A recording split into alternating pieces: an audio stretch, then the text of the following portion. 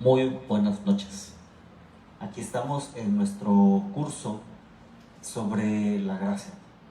A nosotros también ha sido iluminador. Una gracia, ¿no? Una gracia. Buenas noches, Padre. Buenas noches, Padre Lorenzo. Buenas noches a todos aquellos que nos están sintonizando en este momento. Nos alegramos otra vez de volvernos a encontrar. Ciertamente ha sido enriquecedor y todavía favorece las conversaciones pías, ¿no? Que nosotros también de modo particular Vamos a tenemos, pasar ¿no? como San Benito y Santa Escolástica. Obvio, yo sería San Benito. Bueno, o San Francisco y Santa Catalina. Santa Clara, Claro. ¿no? Yo sería San Francisco. Sí, porque sería todo menos claro. Claro, no, Porque para ya nada, ves, no, ya, estar en Con eso de latina al al evangelio. Evangelio, exactamente, sí. Que se mandamos un saludo, como siempre, al autor de Atina del Evangelio, a Eutico, sí, le mandamos un saludo, ¿no? Tengo aquí los puntos de hoy. Después de ayer de haber repasado algunas controversias en torno a lo que podría confundirse en cuanto a lo que es la esencia de la gracia, ¿no? ¿En qué sentido? Bueno, nos ayudó mucho, habíamos adelantado haber hecho la distinción entre lo que es la gracia creada y la gracia increada, ¿no? Claro, sí, desde un Esa inicio, ¿no? gracia de la que hablamos es una gracia creada que viene de Dios, pero que no es Dios mismo. Ujú. O sea, no es su substancia divina la gracia, aunque sea de naturaleza divina. Claro. Y que pronto vamos a hacer un espacio a los que les encargué algunos conceptos que habría que buscar. Dije en un diccionario de filosofía y recomendaba unos. Por ahí Sol me regañó de que no dijimos con claridad, con pausa. Dijo, por favor, díganlo despacio. Y sí, gracias a las correcciones piadosas de las santas mujeres, claro. yo me refería al diccionario, no que fuese exclusivamente ese, yo dije dos. Ujú. Dije el de Ferrater Mora, aunque podría ser el de Walter Brucker, Ajá. Ok. o así, si no hay de otro, el de Fondo de Cultura Económica, Mañano, Ajá. Abacnanos, pero yo recomendé Ferrater Mora, que es un diccionario, está en varios, hay uno breve y hay uno en 4 tomos, lo tenemos aquí en nuestra biblioteca de la De la escuela. parroquia, ajá, sí. Y también recomendé algún glosario de uno de los números de la colección de Introducción a la Filosofía de Santo Tomás de Aquino, que es el de Gardel, el texto sobre la metafísica u ontología. Ujú. Tiene un glosario muy, muy bueno al final que trata sobre los conceptos que dijimos. Claro. Por mi Pero- parte, lo de teología moral, nosotros habíamos hablado de un librito Sada y Monroy, ¿no? Sada y Monroy de teología moral, que me parece, no recuerdo ahorita bien qué editorial es, pero lo pueden conseguir con EUNSA, ajá, no me acuerdo ahorita bien, pero se puede conseguir con facilidad. Sí. Bien, hoy nos toca hablar de otro punto, necesidad de la gracia para los actos del orden sobrenatural, que estamos en el capítulo 2 sobre la necesidad de la gracia actual. Estamos todavía en la gracia actual, no hemos pasado al habitual, que será el siguiente. Dentro de la gracia actual, la necesidad de esta gracia para los actos que están ordenados hacia la salvación, llamados actos sobrenaturales. Sí. Y trataremos 5 puntos que tengo aquí. Uno es la necesidad de esta gracia para que un acto sea saludable. Es decir, saludable no nos referimos a que sea sano en el sentido biológico, sino en el sentido salvífico, Causado a la salvación. a la salvación. El segundo punto es cómo es necesaria también la gracia actual para el comienzo de la fe De la fe. y de la salvación, al inicio. Sí, sí, sí. Ya hablamos de la gracia antecedente, bueno, ya es un ejemplo. 3. La necesidad de los actos, de esta gracia para los actos saludables del justificado. Justificado, exacto. Hablamos de justificación y de salvación. Claro. Hicimos la distinción también. Aquel que ya está justificado, pero que necesita todavía de la salvación, no por el hecho de ser justo o de obrar bien, no necesita de dicha salvación, ¿no? Así es. Y cuarto, un interesante punto, Sí, casi todos son a manera de conclusión de todo lo que hemos dicho ya. Nada más es la afirmación ya de lo que ya hasta ahora, de lo que hemos ido es explicitar lo que hasta ahora hemos hecho así en diversos momentos, ya dándole un orden con 5 conclusiones. El cuarto es la necesidad de esta gracia actual para la perseverancia. la perseverancia. Interesantísimo. Se necesita de esta gracia para perseverar en el bien, ¿no? Y finalmente el punto 5, para terminar esta clase, la sesión número 8, el privilegio especial que también otorga la gracia para evitar de manera permanente los pecados veniales. Los veniales, exacto, sí. Es bastante interesante todos estos puntos en relación a la gracia, ¿no? Entonces, el primer punto, necesidad de la gracia para cada acto saludable. Esta es la afirmación, sí. Esta es como la tesis. Dice, para cada acto saludable es absolutamente necesaria la gracia interna y sobrenatural de Dios, la llamada gracia elevans. Exactamente, sí. Esto ya nosotros lo hemos ido abordando, ¿no? O sea, porque ya lo habíamos dicho, ya habíamos puesto el ejemplo. La cita ya la habíamos dicho. Juan 15, ¿no? En la viña, ¿no?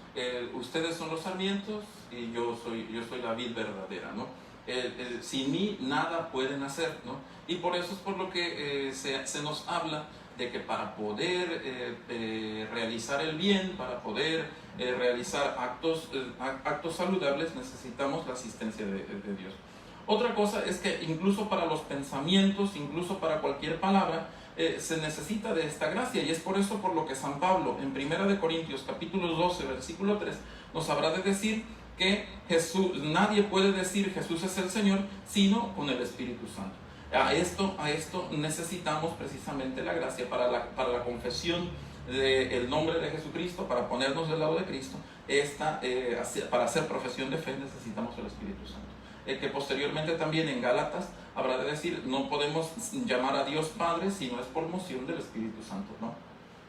Apréndanse en latín, sine me, sí.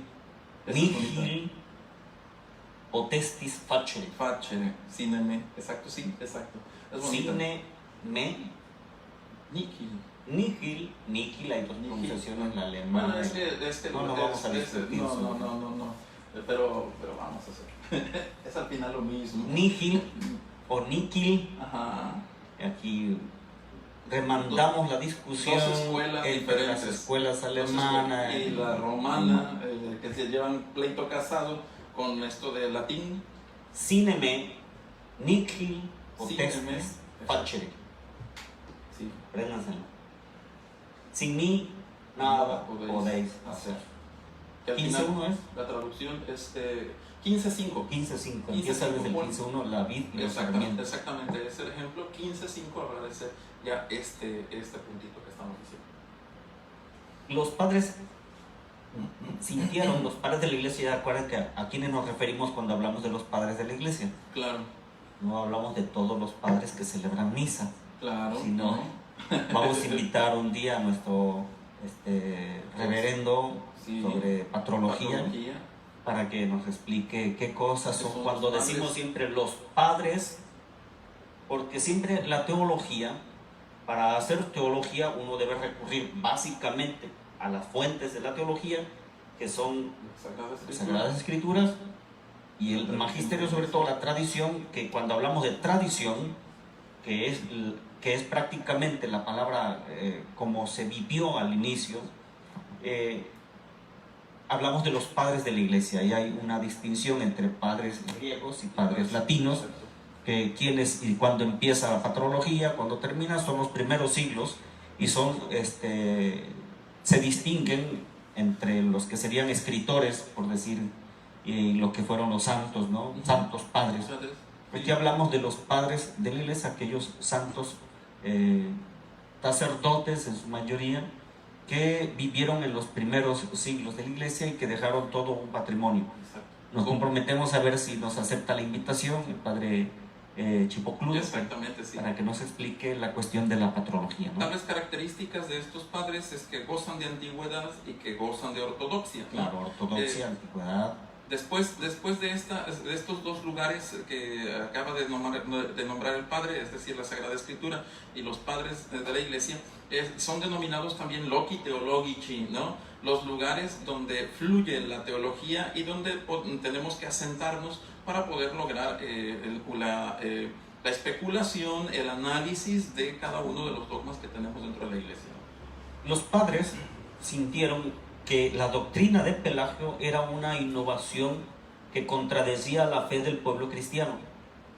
San Agustín hace el siguiente comentario a propósito de Juan 15:5. Para que nadie piense que el sarmiento podría producir por sí solo al menos un pequeño fruto, el Señor no dijo así como, sin mí podéis hacer poco,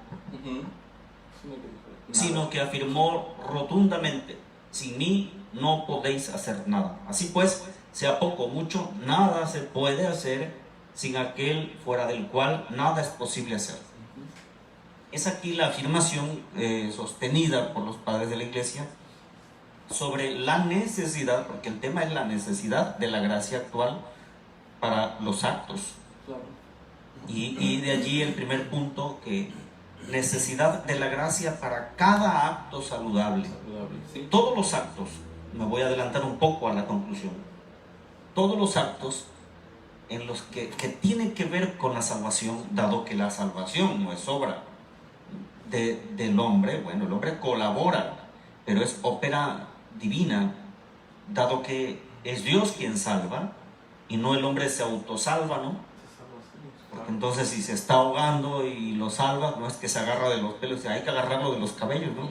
Cuando se está ahogando, ¿no? Porque si te agarra y te lleva. No puede ser que alguien que se está ahogando se agarra de los cabellos y se saca solito, ¿no?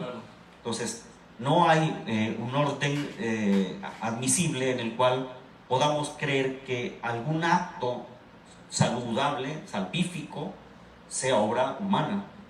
Hay colaboración humana, dijimos, por ejemplo, con la gracia concomitante, y ahí va de manera simultánea participando la persona humana con la persona divina. Pero ningún acto que sea saludable puede excluir a Dios. Es lo que hablábamos también de la gracia antecedente, ¿no? Dios quiere que todos los hombres se salven, pero ha comenzado este deseo de salvación cuando nosotros hemos sido pecadores, ¿no? La iniciativa ha venido por parte de Dios, no es una cuestión de que hayamos sido nosotros los primeros en querernos salvar, sino que Dios es el que lleva la iniciativa en cada una de estas circunstancias, y por eso es por lo que Dios antecede con su gracia para invitar al hombre a la salvación, ¿no? Bien, también se puede abordar desde ese enfoque. Segundo punto, necesidad de la gracia. ¿De cuál gracia estamos hablando? La gracia actual, para el comienzo de la fe y la salvación. Y ahí queda claro lo que ya dijimos de la gracia antecedente. Claro. La tesis es la siguiente. Dice, para el comienzo de la fe y la salvación es absolutamente necesaria la gracia interna y sobrenatural de fe. Aquí es muy referido porque el 500 y tanto fue toda la cuestión de las herejías del neopelagianismo y lo que quieras. Sí. Y está el Concilio de Orange, y siempre hacemos referencia a los cánones que ahí están en el libro del Denzinger sobre ese concilio, que abordó precisamente la cuestión soteriológica y más aún la cuestión de la gracia, ¿no? La haristología, que todavía no estaba sistematizada tal cual, pero que tiene mucho que ver. Este concilio siempre lo citamos. Es que era tratado desde la perspectiva cristológica, ¿no? Y a la vez de la cristología, la soteriología, y eran, por decir así, tratados que estaban unidos, ¿no? Porque si se hablaba de Cristo, se hablaba de salvación, y si se hablaba de salvación, se hablaba de gracia, ¿no? ¿Qué es la soteriología? A ver, voy a ver si lo pone alguien. ¿Qué es la soteriología? A ver. Mientras que soter en griego significa salvador, ¿no? Y la sotería Ya la estás ayudando, es la los consientes salvación. demasiado, ¿eh? Y la sotería es la salvación, ¿no? Aquí ya podemos nosotros muy bien abordar lo que es soteriología. Y son tratados que se derivan precisamente de toda la cristología. Por eso era por lo que hacíamos todo esto. Pues ya les dijo el padre, ya ni les pregunto. Pero nos gustaría que lo dijeran ustedes, ¿no? El padre siempre los defiende. Piensa que soy muy duro, que exijo mucho. Dicen, pero cuando el padre David se enoja, Entonces, creo que nadie aquí, a ver, estoy checando si alguien ya contestó qué cosa es la soteriología, porque, ajá,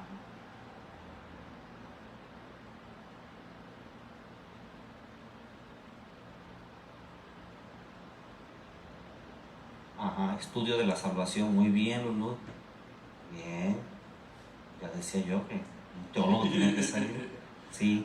El tratado teológico sobre la salvación, porque el padre explicaba que viene de soter, que en griego significa salvación. Exacto, salvador. Y la sotería, que habrá de ser la salvación, ¿no? Son los dos sustantivos. La escritura enseña que la fe es condición subjetiva de la justificación. Esta afirmación es importante porque se aborda dentro de la soteriología. Claro. La fe es condición subjetiva de la justificación. Para Ciertamente. Efesios 2.8, ¿no? Padre. 2.8 y 9. Con la gracia habéis sido salvados por medio de la fe, y esto no os viene de vosotros, es don de Dios, no viene de las obras, para que ninguno se gloríe. Y después, por eso es por lo que también tenemos Juan capítulo 6 versículo 44, que ya lo hemos citado también en otro momento: nadie puede venir a mí si el Padre que me ha enviado no lo atrae, no lo llama. Sí, otra vez Isaías 65, Juan 6:65, nadie puede venir a mí si no le es dado de mi Padre.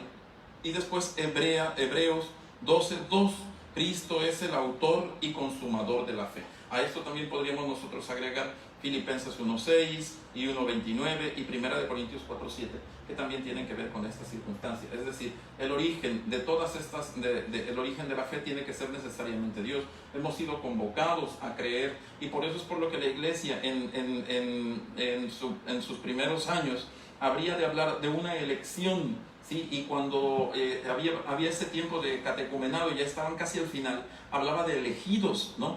Ellos habían sido elegidos, y era esta circunstancia que el cristiano, ya cuando había sido bautizado, sabía claramente que había sido elegido por Dios, porque sabía que era un llamado, que él no había respondido, él no había hecho otra cosa más que responder. Es algo más o menos como lo que nosotros decimos cuando empezamos la misa, ¿no? Que decimos, nadie está aquí por casualidad, ¿no?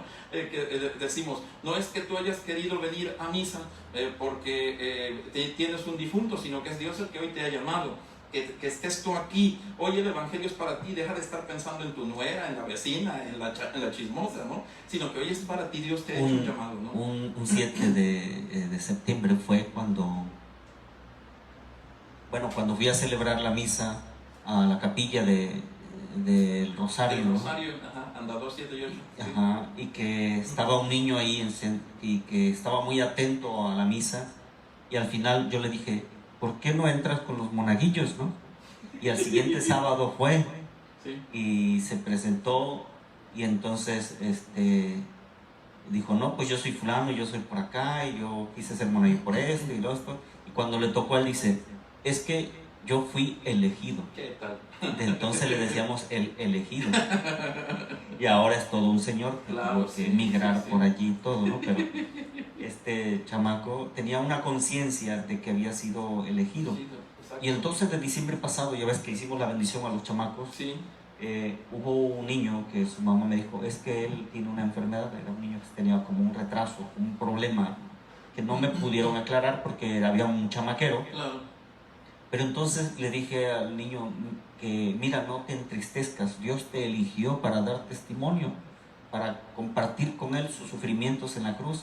Y desde allí le gritaba a su mamá, mamá, mamá, fui elegido por Dios. Por Dios, claro, sí, así es. Y esa conciencia de elección que dices, que era fundamental en el pueblo de Israel, Claro. porque era un pueblo convocado, Sí, así es. y era convocado porque había sido el pueblo escogido, Claro. porque Dios lo había elegido como pueblo entre tantos pueblos. Es aquí donde otra vez retomamos otro tratado que habrá de ser el tratado de eclesiología, ¿sí? Es el Kahal Yahvé, la palabra del Kahal Yahvé, ¿sí? Después del Kahal Yahvé, su traducción a un femenino pasivo, que habrá de un participio femenino pasivo que habrá de ser eclesia, y después precisamente su traducción que fue al español iglesia, pero que no expresa el verdadero sentido, que es convocados o elegidos para transmitir una buena noticia a todos aquellos que lo rodean, ¿no?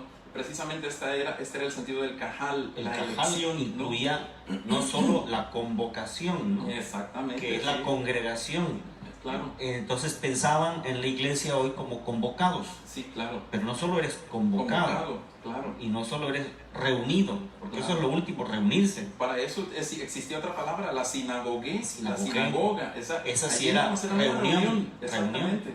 Pero utilizan ellos la palabra Kahal. Kahal, que implicaba una elección, como el profeta, que era elegido y ungido, ¿no? Claro. En fin, bueno, curiosidades tanto bíblicas, teológicas. Aquí de lo que te referías me llamó la atención y por eso hice eco de lo mismo. Entonces hay todo un postulado sobre la necesidad de esa gracia para la fe, aunque el catecismo añade que la fe implica una respuesta. Al hombre, pero claro, cuando dices respuesta, cuando dices mande, es porque alguien ya te llamó. Sí, Samuel, ¿no? Habla, Señor. Exacto. Tu siervo escucha. Sí, aquí estoy, pues me llamaste, ¿no? Exacto. ¿No? Sí, hay una iniciativa, como decías también, divina, que es de la misericordia, es el origen de un Dios que elige, que llama. Bien, nada más. No. San Agustín, para terminar este punto, en su escrito de Dono Perseverancia, presenta ya una prueba de tradición con testimonios tomados de San Cipriano, San Ambrosio, San Gregorio de Nacianceno. Hace referencia a la oración de la iglesia por la conversión de los infieles. Dice, si no hay una gracia donde Dios actúa, dice San Agustín, entonces ¿por qué rezamos para la conversión de alguien? Claro. Si solamente fuera un acto en el que solo la persona decide abrirle a Dios el corazón y todo depende nada más de eso, de que un día se le ocurra, entonces ¿por qué rezamos por ellos? Claro, sí. Entonces dice San Agustín, si rezamos por los infieles, por el no creyente, para que crea, es porque sabemos que hay una gracia que estamos pidiendo para él, para que se abra esa conversión. Sería algo así como que a mí ya me llamó mi mamá para cenar, ¿no? Mamá, ¿por qué no lo invitas también a él a cenar, ¿no? Que venga a cenar con nosotros, ¿no? Dile que está muy buena, mándale la gracia antecedente, ¿no? Claro, para que después acompáñalo acompáñalo a la mesa. Exacto. Párate con él a la mesa. Entonces, ahí está la acción graciosa. Aunque el otro puede estar ahí echado y decir, ven a comer. Exacto, está enojado. Está jugando ahí play y no quiere perder la vida, ¿no? Claro, está perdiendo la vida. La vida se le está yendo. Exactamente. Bien, ahí entonces el punto número 3. El punto número 3, ahora, punto número 1, necesidad para el acto saludable. Y 2, necesidad de la gracia para el comienzo de la salvación y de la fe. Exactamente. Punto 3. Necesidad de la gracia actual para los actos saludables del justificado. Aquí esto está muy bien, sí. La tesis es, también el justo, que hablamos de la justicia, el justo tiene necesidad de la gracia actual para realizar actos saludables. Para que esos actos estén ordenados a la salvación. Porque el justo, lo que lo hace justo es que esos actos son para la justificación. Y solo son justificables, diría, saludables, salvíficos, mientras que Dios está presente en esos actos. Esa es la tesis. Estamos hablando ya de una persona que tiene fe, ¿no? Sí. Una persona que ya tiene fe, por eso lo denominamos justo. El justo. ¿no? Ahora, este justo, no, su justicia no, digamos así, no es permanente, no es una cuestión inamovible ya, no es un grado de los videojuegos, ¿no? Donde ya llegaste hasta ya de allí te quedas, ¿no? Ya de allí no pasas, sino que de allí ya no bajas, ¿no? Sino que el justo debe de mantenerse en dicha posición, pero ejerciendo la justicia, ¿no? Ejerciendo las obras buenas. Y es desde allí desde donde necesitamos esta cuestión. Y necesita el justo de la gracia para ejercer actos salvíficos, ¿no? Es aquí donde nuestra espiritualidad, en cualquier línea o en cualquier carisma que vivimos, hay que corregir algunas cosas cuando creemos que somos nosotros quienes logramos niveles. Yo recuerdo que vino un tiempo como que entró, pero de manera así pasional, así casi, la psicología, ¿no? Ajá. Y que algunos compañeros hablaban así como que tú en qué nivel vas, ¿no? Más correcto, ajá, sí. Porque hablaban de niveles, pero ya no al estilo de la espiritualidad mística de Santa Teresa, como las moradas. Las moradas, exacto, sí. Sino la subida al Monte Carmelo, ¿no? Como la subida al Monte Carmelo, ¿no? Sino más bien como logros tuyos. Sí. Que al final eres tú quien lo logra y no es la gracia. Claro. Entonces habría que corregir ya conforme vamos aquí tocando los aspectos. Cómo Dios está antes, está en la fe, está antes de la fe, está en la fe y está, como diremos en el punto 4, tanto está en el 3, en la justicia, en lo justo, y como diremos en el que sigue, en la perseverancia. Claro, Dios no es que nosotros amemos primero a Dios, habrá de decir San Juan, ¿no? Sino que es Dios quien nos ha amado primero. Por eso es por lo que Él hace un llamado al hombre, ¿no? Y es por eso la invitación a perseverar, ¿no? Por eso hacen el cantito, antes de que yo te amara ya, me amabas tú. El cantito que hacen ahí mientras... Yo no me lo sé. Bueno, después, porque te falta confianza en la gracia. Dice, no existe ninguna declaración cierta del magisterio eclesiástico en favor de la necesidad de esta gracia a la que nos referimos en la tesis. Sin embargo, bueno, declaraciones explícitas, porque aquí estamos estructurándola. Pero ya desde el momento en el que Jesucristo haya dicho, sin mí nada pueden, ¿no? Estamos hablando también de esta cuestión, ¿no? Por eso precisamente también aquí hace alusión a Juan capítulo 15, versículo 5, otra vez volvemos a la misma cuestión, ¿no? La frase de Cristo, sin mí nada podéis hacer. Sí. Y para el último comentario sobre este punto, que es el más breve, dice, la frase de Cristo, de este Dios, también de San Pablo, que enseña que Dios es quien excita y consuma la obra de los justos, Filipenses 2:13. O Hebreos 13:21, ¿no? El Dios de la paz os conforme en todo bien, para que cumpláis su voluntad, ¿no? Bien. Ahora el punto número 4, necesidad de la gracia para la perseverancia. Esto es importante. Dice la tesis, el justificado, ya no hablamos de los actos de justicia, sino ya el justificado no puede permanecer hasta el fin en la justicia recibida sin un particular auxilio de Dios, de la fe. Otra vez el concilio citado de Orange enseña contra la doctrina semipelagiana que aún los regenerados en el bautismo tienen que pedir incesantemente el auxilio de Dios a fin de poder llegar a un fin bueno y perseverar en la buena obra. El Concilio de Trento también, en esta misma línea, llama a la perseverancia final un gran don de Dios, magnum illud, usque infinem perseverancia donum, y enseña que el justo no puede permanecer hasta el fin en la justicia recibida sin un particular auxilio de Dios.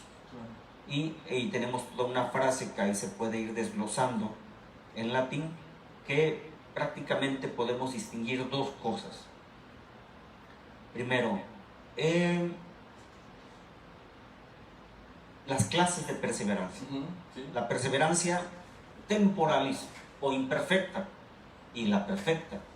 La perseverancia temporalis o imperfecta es la permanencia por algún tiempo en la justicia recibida y la perseverancia finalis o perfecta, es decir, la permanencia hasta el último instante de la vida. Sí. Entonces hay perseverancia temporal y hay de perseverancia final. Claro. Una, podemos decirle imperfecta en cuanto que es temporal y que no te asegura el final, y la otra es cuando te mantienes en la perseverancia hasta el final.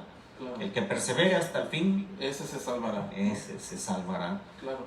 La perseverancia finalis se puede distinguir entre pasiva o activa. La pasiva, es decir, la coincidencia del instante de la muerte, cuando pedimos una buena muerte. Nos referimos a que no nos sorprenda la muerte, que no muera en pecado, decimos en la oración a la Virgen, sí. Y que no muera sin confesión, virgen sin comparación, madre del Verbo divino. Sí. ¿No? Es decir, la buena muerte significa morir en estado de gracia, y esa sería la perseverancia pasiva, la finalis pasiva, es decir, la coincidencia del instante de la muerte con el estado de gracia, y la finalis activa, es decir, la continua cooperación del justo con la gracia, la perseverancia de los que no han llegado al uso de la razón es puramente pasiva, y la que en ese sentido, además de por lo general y activa así al mismo tiempo, es la que podríamos decir que nos lleva hasta el final. Sí, en la Sagrada Escritura esto también lo podemos encontrar muy bien, principalmente en Filipenses 1:6. El que comenzó en vosotros la buena obra la llevará a cabo hasta el día de Cristo Jesús, ¿no? Filipenses 1:6. De modo particular eso es importante. A mí, sin embargo, cuando yo leía todo eso, me llamaba la atención que en esto de la perseverancia, yo creo que también es un tema que nosotros siempre tocamos, pero me llamaba la atención de que no toca la parábola del sembrador, que es precisamente la que nos habla bien de la perseverancia, ¿no? Ya ve que hay diferentes tipos de tierra, una que los pájaros se comen la semilla, otra que es ahogada por por las raíces, por las espinas, otra que, que tiene piedras, ¿no? Y una última que es buena, ¿no? Dice que los pájaros es el demonio que se lleva la palabra, las espinas son las preocupaciones de esta vida, exactamente, pero habrá de decir que el terreno empedrado son aquellos que son inconstantes, ¿no? Y precisamente es de esto de lo que nos hablaría la gracia, ¿no? Y esta cuestión de la perseverancia. Es decir, también para la fe, o para el crecimiento de la justificación, o como le querramos llamar en esta circunstancia, o para la proliferación de las virtudes, se necesita de la perseverancia. No podemos de ninguna manera ser inconstantes. Hoy sí rezo, mañana 2 veces no. Pasado voy a la misa y ya después 2, 3, 4 veces más no. Y así sucesivamente, ¿no? De hecho, también en la carta a los Colosenses habrá de llamarnos a ser hombres adultos y a no ser como niños que se dejan llevar por el retortero, habrá de decir allí, de los vientos de los pensamientos, ¿no? Que precisamente es esta cuestión otra vez que aborda sobre la perseverancia, ¿no? La razón intrínseca que prueba la necesidad de la gracia en la perseverancia. ¿Con qué podemos probar que en efecto la perseverancia no es obra humana, sino también es obra divina, porque tiene que ver con la gracia y la justificación? Bueno, citando quizá también a los padres de la Iglesia, en especial a San Agustín, que ya decíamos en un texto anterior, la razón intrínseca que prueba la necesidad de la gracia de perseverancia radica en la voluntad humana, la cual por la incesante rebelión de la carne contra el espíritu no tiene en sí mismo el poder para consolidarse de manera inmutable en el bien, que estaremos hablando de la perseverancia activa. Claro. Y no cae tampoco dentro de su poder humano en el hombre el hacer que coincida el instante de su muerte con el estado de gracia actual, claro, que sería la perseverancia. Por eso le rezamos a San José, ¿no? O sea, le pedimos que tengamos una buena muerte, una buena muerte, ¿no? Que estemos en gracia, ¿no? Claro, esto me recuerda mucho a una tradición con respecto a lo del Padre Nuestro, y creo que también por allí lo cita en otro momento, ¿no? Cuando dice, perdona nuestras ofensas, como también nosotros perdonamos a los que nos ofenden. Joaquín Jeremías, en su análisis que hace sobre las palabras del Señor, habla sobre el Padre Nuestro. Y Benedicto XVI, en su libro de Jesús de Nazaret, cuando analiza también el Padre Nuestro, lo habrá de decir, ¿no? Este hecho de que los cristianos en la iglesia primitiva rezaban, perdona nuestras ofensas, pensando en que probablemente también ellos no tuviesen oportunidad para morir, ¿no? Que la persecución, para pedir perdón en el momento de la muerte, que la persecución los sorprendiera yendo a la Eucaristía, o que los sorprendiera realizando sus trabajos, que los mataran, ¿no? Ellos en ese instante, ellos decían, pues en este momento que si puedo rezar y pedir perdón, le pido perdón al Señor, para que cuando llegue el momento de mi muerte, al menos ya le haya pedido perdón al Señor. Eso ¿cómo se llama? Lo comenta de modo muy bueno Joaquín Jeremías en su libro de las palabras del Señor, ¿no? Ya. Vamos al último punto sobre la necesidad de la gracia actual. La necesidad de la gracia actual como un privilegio. Aquí yo tuve una cierta dificultad porque cuando en el derecho hablamos de privilegios, hablamos de excepciones a la ley, ¿no? Sí. Y por eso es una actuación de Dios, porque hay un privilegio. Dice, necesidad de un privilegio especial de la gracia para evitar permanentemente todos los pecados veniales. Claro. Sí. La preservación, ¿no? En un instante también, ¿no? La preservación, ¿no? Es un privilegio especial que le corresponde a la Virgen María, ¿no? La Virgen María ha sido preservada de todo pecado, ¿no? Y después, para que el cristiano permanezca sin pecar, pues necesita de la ayuda de Dios, ¿no? Nuestro corazón que tiende constantemente al pecado, ¿no? Y que si le dan a elegir entre decir una mentira y decir la verdad, preferimos decir la mentira que toda la verdad. Pues necesitamos para eso, necesitamos para vencer esta tentación, que necesitamos la gracia. El justo, dice la tesis, sin un especial privilegio de la gracia de Dios, ya dicho en latín, no es capaz de evitar durante toda su vida todos los pecados, aún los veniales. Claro. Si en algún momento permanecemos en gracia, es porque le hemos dado oportunidad al Señor de actuar en nuestra vida, ¿no? Me gusta al final la frase de San Agustín, la leeré. Sí. Pero contra la doctrina de los pelagianos, que sostenían que el hombre podía evitar con sus fuerzas naturales durante toda su vida todos los pecados, ahí fue cuando declaró el Concilio de Trento, porque fue una controversia que se puso ahí leyendo un poco las actas, que decía: si quis hominem semel justificatum dixerit, es decir, si se dijese pues que realmente el hombre se puede justificar a sí mismo, ¿no? Dice, posse in tota vita peccata omnia. Podría evitar todo pecado. Todo pecado. Que decían venialia, incluso las veniales, ¿no? Vitare. Evitar, claro. Nisi ex peccati, quizá más peccati, dei privilegio. Dice que a modum de beata virgine tener ecclesia. Ajá, exacto. San Pablo, ese es San Pablo, ¿no? Pues he presentado como una virgen purísima, ¿cómo se llama? Ante Jesucristo, ¿no? Ya, un privilegio pues a imagen de María de ser preservado. Tendría que ser un privilegio. Un privilegio, sí. Para comprender el dogma como es debido, es necesario tener en cuenta lo siguiente. Por peccata venialia se entiende principalmente los peccata semideliberata, ¿sí? Los que no se hacen con total deliberación. Y que además la materia no es grave. No es grave, exacto. Los que se entiende principalmente por, dice, y omnia, hay que entender en sentido colectivo, no distributivo. Todas. Ya ves que hay justicia conmutativa y distributiva, sí. Y aquí se refiere más que nada a lo colectivo, más que así como que cada quien al común, hablando Es decir, con la ayuda de la gracia ordinaria podemos evitar en particular los pecados veniales, pero no en el conjunto de todos ellos. Ujú.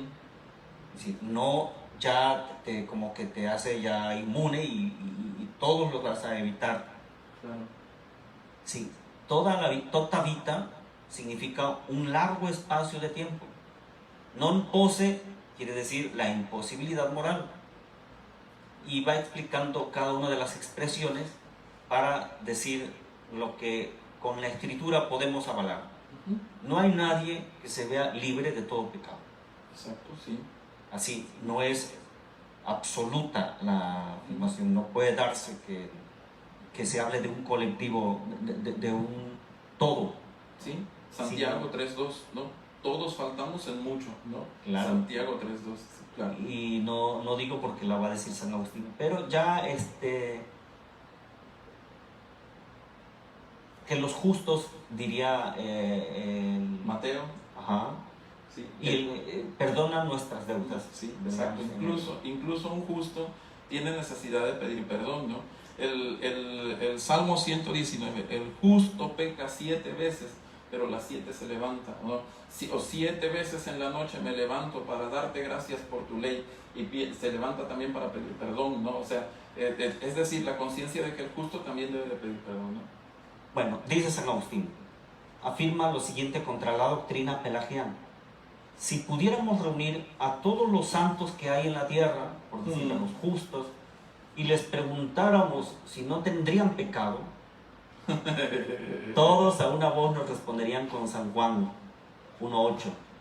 Quien diga que no tiene pecado es un mentiroso. Dice, nos dirían, nos engañaríamos a nosotros mismos y la verdad no estaría con nosotros. Claro. Por tanto, la razón intrínseca en favor de esta tesis sobre el privilegio que es necesario para evitar en su totalidad, dice, en favor de esta tesis es la debilidad de la voluntad humana frente a la totalidad de los movimientos desordenados. Y otra parte, la sabia disposición de la divina providencia que permite pequeñas faltas para conservar en el justo la humildad.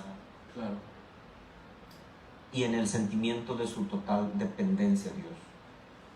Esta persona me decía que toda su vida había sido muy dura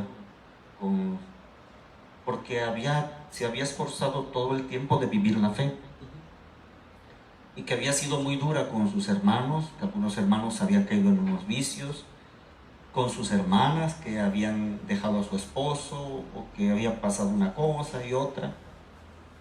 Y finalmente ella cometió un error y llegó llorando. Y decía que al final le había dolido tanto porque le había conducido esa grave falta, le había hecho caer en la cuenta de que estaba en un estado de soberbia y claro, de orgullo y que se sentía mejor que los demás. Claro. ¿No es este acaso uno de los peores pecados? Pues es uno de los pecados muy, muy difíciles, ¿no? Principalmente para poderse dar cuenta, ¿no? Yo creo que aquí por eso es por lo que el Señor nos permite, lo que aquí habla ya de un Dios providente, ¿no? Que incluso nuestras pequeñas faltas las permite para que no nos ensoberbezcamos o nos sintamos mejores que los demás, ¿no? Cuando alguien señala, en el orden del que sea, cuando dice, es un soberbio, se cree mucho, ya valió. Pues sí, claro. Es porque en el fondo se siente mejor que el otro. Claro, exactamente, nos estamos sintiendo mejores, ¿no? Claro. Y es allí donde la actitud tiene que cambiar, ¿no? O sea, claro que hay que distinguir siempre entre verdades objetivas, ¿no? Entre una cuestión que es objetiva, ¿sí? Y una cuestión que es la emisión de un juicio que me lleva a sentirme superior, ¿no? En estas circunstancias, ¿no? Claro. Somos pecadores todos. Somos pecadores, claro que sí. Y nuestra conciencia de pecado nos lleva a la sencillez. Nos lleva a decir, pues ya que soy pecador, yo no voy a ser mejor que y nos evita caer en lo más grave que se puede caer, claro. Que no son los pecados que tienen que ver con la sexualidad, sino que son los pecados del espíritu, con el demonio. Claro. Son los que los padres del desierto habrían de decir que son los últimos pecados en poderse descubrir, ¿no? porque la juventud nos lleva a creer que nada más tiene que ver con la pecaminosidad, tiene que ver con la carne, dice, pero cuando ya llegamos a viejos, dice, nos damos cuenta que la verdadera raíz exactamente de todos estos pecados, de todo este movimiento que nada más quiere distraernos un poco, se encuentra precisamente en el orgullo, en la soberbia, que están aquí metidos y muy bien arraigados en el hombre, ¿no? Se necesitaría un privilegio especial, que sería una excepción a todo, como el que recibió María, para decir que podríamos ser preservados de todos los pecados, claro, sí. Incluso de los veniales. Claro, sí. Pero si Dios permite, es un acto de su providencia, y no da ese privilegio de regular, es porque quiere en su amor infinito preservarnos de los pecados más graves en los que uno puede incurrir, que es el del juicio, de la soberbia. Soberbia no se entiende como alguien que sabe y que se atreve aquí a dar una lección, y porque se ha preparado para ello. Creo que la soberbia está escondida en máscaras de humildad, claro, y se descubre cuando enjuiciamos. Claro, sí, así es. Cuando hacemos juicios. Después también aquí la situación es que lo que dice la Escritura, el justo cuando habla es el primero en acusarse, ¿no? O sea, no señala, sino que se acusa a sí mismo primeramente, ¿no? Y ahora, este hecho también tiene que ver mucho con la santidad, porque el santo, mientras más santo es, más pecador se ve, ¿no? O sea, esta circunstancia, digamos, de honestidad, de tener iluminada su conciencia, de buscar la verdad y de todo lo demás, lo llevará a encontrarse con su realidad. Él es así y sabe también, por eso es también agradecido, porque ha descubierto cómo Dios lo ha ayudado, le ha movido para llegar a conocerle, etcétera, todas estas consecuencias, ¿no?, que habrá de tener, ¿no? Muy bien, nuestras preguntas, dispuestos a responderlas.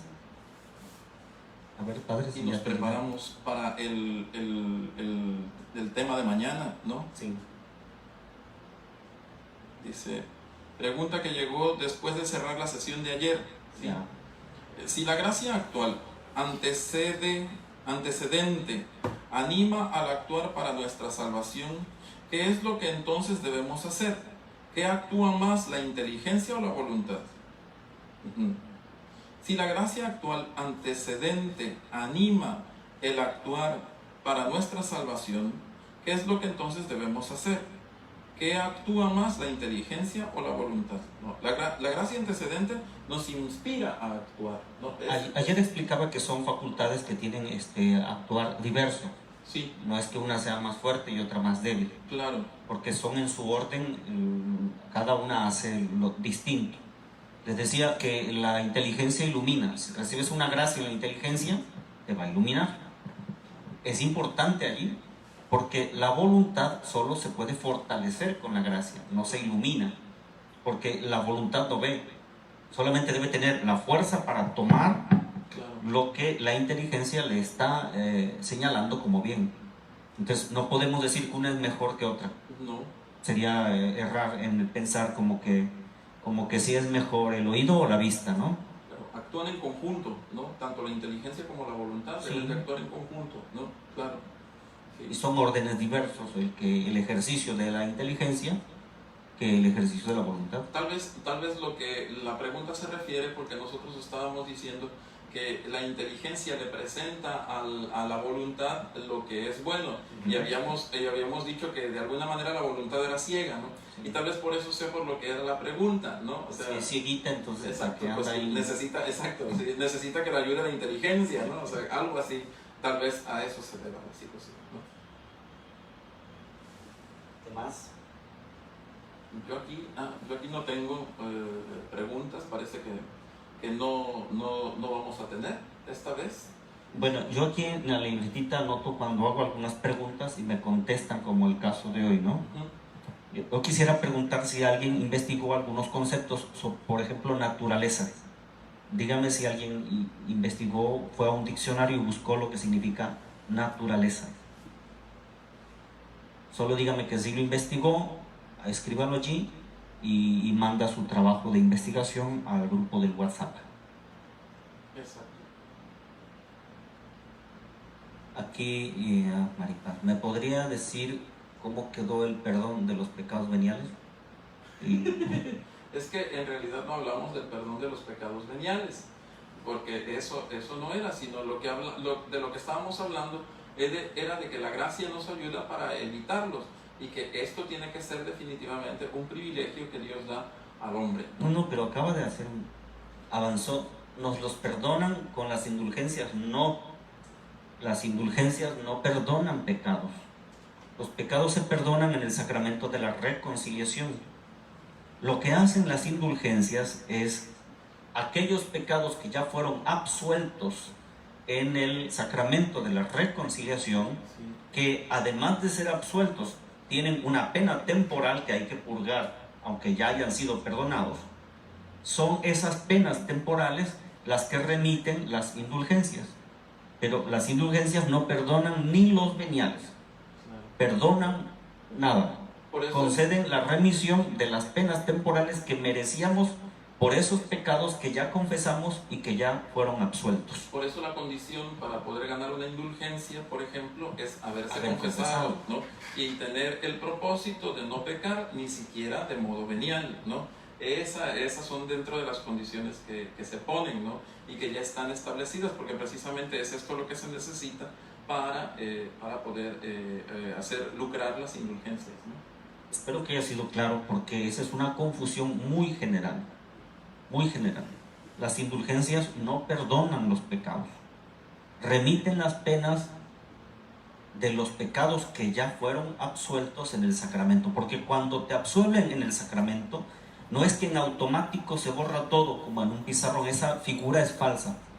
El sacramento te reconcilia con Dios, pero el daño que ocasionó el pecado en el alma y en las penas que merecen temporales por la falta, no se remiten en automático, se tienen que purgar. Y entonces eso es lo maravilloso de las indulgencias, sean parciales o sean plenarias, ¿no? Que te remiten esas penas temporales que merecieses por haber pecado, y que ya fuiste absuelta de esos pecados. Dime que quedó claro, ¿eh? Si no, vamos a ver el curso siguiente sobre las indulgencias. Entonces tenemos a dos que sí buscaron. Sí. Tres. Va. Aquí yo veo que Soledad, sí, dice, encontré el diccionario y dice que accidente es lo que ocurre a algo sin construir un elemento esencial, sin constituir un elemento esencial, o deriva de su naturaleza esencial algo accidental. El accidente, ¿no? Algo que no es en sí, ¿no? Que no existe por sí, ¿no? Un accidente, ¿sí? Por ejemplo, el color, ¿no? Un accidente. El accidente se distingue de la substancia. Sí. Porque hay modos de existir. En el modo como existen todas las cosas, no todas existen del mismo modo. Sí.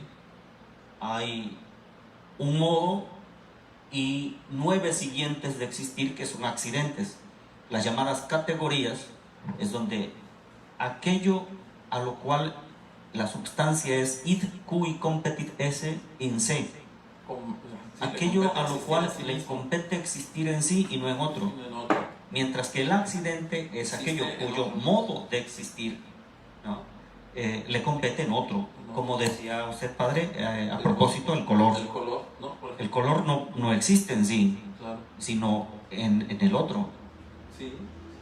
Y bueno, ahí podríamos llevarlo a grandes discursos para comprender el mal, por ejemplo, la enfermedad, en fin, ahí podríamos hacer todo. Pero es importante distinguir entre la substancia y el accidente. Claro. Y hablamos de modos de ser. La substancia le compete existir en sí, y el accidente le compete el modo de existir en otro, en este caso en la substancia. Ya mandaron a decir que ya sí entendieron. Que por favor no le dé la madrina que le podía dar. No, entonces va a ir así, sí. Más con padrinos de velación. Exactamente, sí. Bien. Parece que es todo, padre. Pues les saludamos con mucho gusto. creo que también nosotros nos es edificante ponernos a estudiar, a sistematizar, a estructurar para poder seguir adelante este curso sobre la gracia y mucho más, porque, bueno, mañana veremos lo que hace el hombre sin la gracia, ¿no? Claro, sí, que es el otro tema, ya ver qué cosa es capaz de hacer la naturaleza humana sin la gracia. El tema dice capacidad de la naturaleza humana sin la gracia. Por eso me interesa mucho que estudien para mañana todos, ya no a ver quién trajo la tarea, niños, sino todos, tengan claro el concepto de naturaleza. Véanlo junto con el de esencia y naturaleza. ¿Vale? Que el Señor les conceda todos los bienes. Les animamos para continuar en este tiempo leyendo entre líneas lo que Dios nos quiere decir en medio de estas situaciones que estamos viviendo tan complejas. Claro, sí, pues bendición a sus familias, a ustedes mismos, y animarnos unos a otros, fortaleciéndonos, queriendo perseverar aquí en la gracia. Que el Señor esté con ustedes. Y con tu espíritu. Y la bendición de Dios Todopoderoso, Padre, Hijo y Espíritu Santo, descienda sobre todos ustedes. Amén. Gracias, Padre. Un saludo para todos. Muchísimas gracias, Padre, por habernos invitado.